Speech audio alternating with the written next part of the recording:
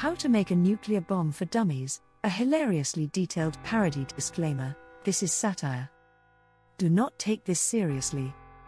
The only explosions you should be causing are in the kitchen when you forget to add water to your ramen. Also, if you're reading this and your name is on a government watch list, hi. Please don't arrest me, I'm just here for the laughs. Introduction: why build a nuclear bomb? So, you've decided to build a nuclear bomb. Maybe you're bored, maybe you're trying to impress your friends, or maybe you just really hate your neighbor's yappy dog. Whatever your reason, congratulations. You're about to embark on a journey that's part science, part art, and 100% illegal. But don't worry, this guide will walk you through everything you need to know, from sourcing materials to explaining to the FBI why your garage smells like burnt uranium. Let's get started. Now, before we move on, please help a small channel grow. Please like and subscribe. If you have any comments, good or bad, leave them below. Back to the story. Step 1. Sourcing your materials. First things first, you'll need some uranium-235 or plutonium-239. These are the key ingredients for your nuclear masterpiece. Here's how to get them. Option 1. Visit your local uranium dealer. Note: if you don't have a local uranium dealer, you might need to move to a more progressive neighborhood. Option 2. Dig it up yourself. Uranium is naturally occurring, so grab a shovel and head to the nearest abandoned mine. Pro tip: if the rocks glow and your Geiger counter starts screaming, you're on the right track. Option 3. Order it online. Amazon Prime doesn't sell uranium yet, but you might find some on Craigslist.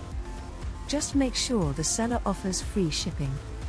You'll also need some other supplies: duct tape, the official tool of mad scientists everywhere, a microwave, for science, a copy of Nuclear Physics for Dummies, or Wikipedia for Dummies if you're on a budget, a lab coat and goggles, optional, but highly recommended for style points. Step 2. Setting up your lab. Now that you've got your materials, it's time to set up your lab. Clear out your garage, basement, or that weird closet under the stairs. You'll need space for your experiments, as well as a designated area for snacks. Science is hungry work. Decorate your lab with beakers, test tubes, and a poster of Albert Einstein. If you're feeling fancy, add a whiteboard with some complicated equations. Nobody needs to know they're just the lyrics to Bohemian Rhapsody written backward. Step 3. Splitting the atom. This is where the magic happens. To create a nuclear explosion, you'll need to split some atoms. Here's how. 1. Take your uranium and place it on a sturdy surface. A kitchen counter will do, but if you're using your roommate's favorite cutting board, maybe put down some newspaper first. 2. Grab a hammer and gently tap the uranium until it splits. If you hear a tiny voice saying, "Hey, watch it," you're doing it right. 3. If you don't have a hammer, try using a blender. Just make sure to use the pulse setting, you don't want to overdo it. Step 4. Starting a chain reaction. Once you've split your atoms, it's time to start a chain reaction. Think of this as a nuclear domino effect, but with more explosions and less fun.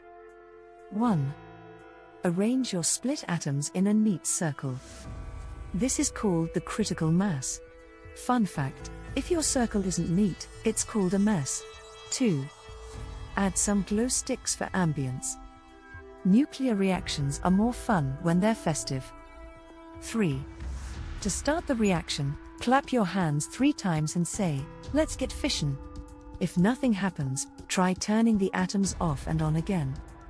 Step 5. Building the bomb casing. Now that you've got your nuclear material, it's time to build the bomb casing.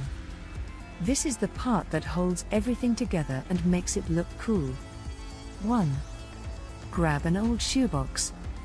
If you don't have one, try using a cereal box.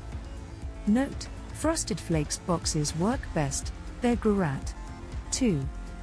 Use duct tape to stick the uranium to the inside of the box. Add some wires for dramatic effect.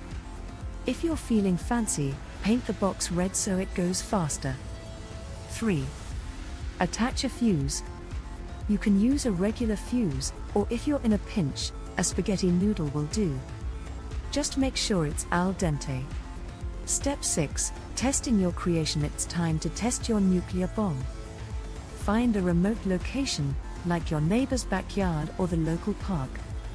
Note, if you choose the park, try to go early in the morning when no one's around. 1. Light the fuse and run. If you hear a loud boom and see a mushroom cloud, congratulations. You've successfully made a nuclear bomb. 2. If you don't hear anything, check the batteries. If it still doesn't work, try turning it off and on again. Step 7. Dealing with the aftermath. So, you've successfully built and tested your nuclear bomb. Now what? 1. Clean up. If your lab is a mess, now's the time to clean it up. Use a broom to sweep up any leftover uranium, and don't forget to recycle the shoebox. 2. Explain yourself. If the authorities show up, just tell them it was a science fair project. Bonus points if you have a poster board with glitter and markers. 3. Celebrate. Treat yourself to a nice dinner. You've earned it. Conclusion. The moral of the story: building a nuclear bomb is a lot of work, and honestly, it's probably not worth the effort. Instead of splitting atoms, why not split a pizza with friends? Instead of starting a chain reaction, why not start a book club? And instead of building a bomb, why not build a birdhouse?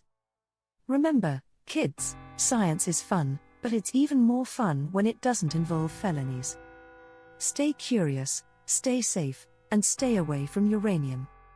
This has been How to Make a Nuclear Bomb for Dummies, a hilariously detailed parody. If you enjoyed this guide, please share it with your friends, but maybe not with the FBI.